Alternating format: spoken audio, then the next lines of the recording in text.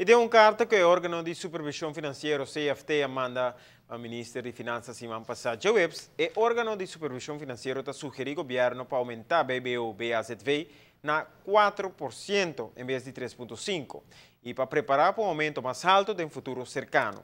Na carta de 8 páginas, o órgão de supervisão financeira está indicando que, aunque está aplaudir a medida para o Parlamento aprovar, está de opinião que falta hobby mais para ainda para realizar a meta financeira que o governo apone su dilante. Fora de recomendação para aumentar BBO, BAZV, agora está para a preparação político e legal para o aumento em futuro cercano. E o órgão está fazendo alguma outra recomendação também. Na primeiro lugar, está avisa o governo para fazer a entrega de presupuesto 2016.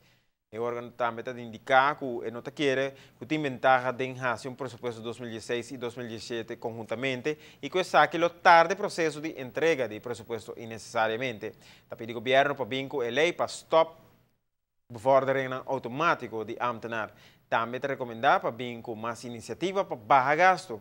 Por último, está recomendado para mejorar el manejo financiero do governo e dar dirección financiera más recursos para apurar su trabajo debidamente.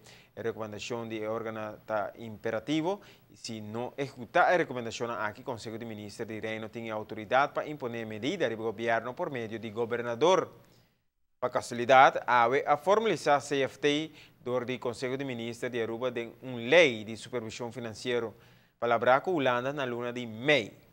A lei está regla e autoridade do órgão e envolvimento do Conselho de Ministros do Reino Holandês está na caminho para a Raad van Advies e depois para o Parlamento para uma aprovação final.